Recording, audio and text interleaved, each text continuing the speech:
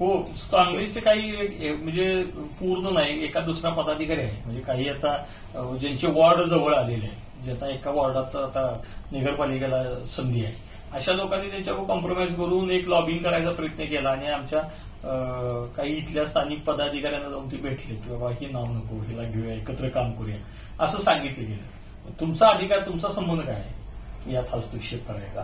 तुम्ही तुमच्यात आधी तुमच्यातले गेले ते कुणामुळे गेले, कुणाच्या नाराजीमुळे गेले, काय झाले ते तिकडे सांभाळा नाही. इथं कोण व्हायचं काय नाही व्हायचं त्याच्यात कशाला तुम्ही शांतपणे शिकवायला यायला पाहिजे ना. उद्धव सेनेमध्ये काँग्रेसनी हे करणं, चेंजेस करणं हे दुर्दैव आहे असं वाटत नाही? नक्कीच दुर्दैव आहे. कारण काँग्रेसचा कोणतरी पदाधिकारी येतोय आणि बैठक घेतोय आणि त्यातल्या आमच्या शिवसैनिकांना फूस लावतोय आणि तुम्ही सांगा ही नको ही.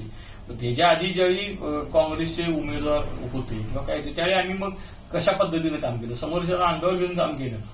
म्हणजे जे त्यातल्या पदाधिकाऱ्यांनी घेतलेलं ते आम्ही शिवसैनिकांनी करून दाखवलं ना.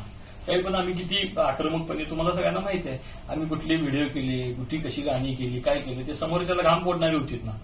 तर आमचा पण वाटा आहे ना. मग ह्यातल्या काँग्रेस पदाधिकाऱ्यांना, सगळी काँग्रेस नाही, म्हणजे महाविकास आघाडी म्हणून ज्यावेळी आम्ही एकत्र येतोय त्यावेळी महाविकास आघाडी हे लोकांच्या प्रश्नावर, समोर सत्ताधारी आहेत त्यांच्यातल्या ज्या काही गोष्टी आहेत त्याला आपण विरोध कशा पद्धतीने चुकीच्या गोष्टीला करतो याच्यावर हे पाहिजे.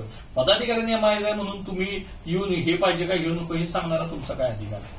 भगवा झेंडा हाच आमच्या कायम मनात, हातात आणि डोक्यावर आहे आणि डोक्यात सुद्धा आहे.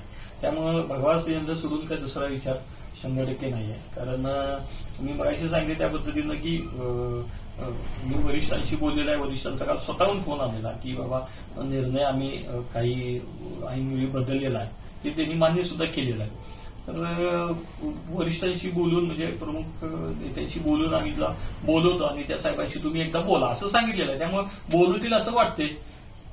नाही बोलवलं तर जर तरचा विषय नंतर आहे. बोलवून घेतलं तर बघूया, कारण जिल्ह्यातलीच सगळी करतात आहे. मी एकटा नाही, बरेच ग्रामीणवरच्या कार्यकर्त्यांनी वगैरे त्यांना फोन करून सांगितलेलं आहे. पेपरमध्ये काही प्रतिक्रिया आलेल्या आहेत, आपल्या माध्यमातून ज्या सगळ्या प्रतिक्रिया आहेत त्या पण वर गेलेल्या आहेत. त्यामुळे ते निश्चितपणे वर विचार हा 100% होणार.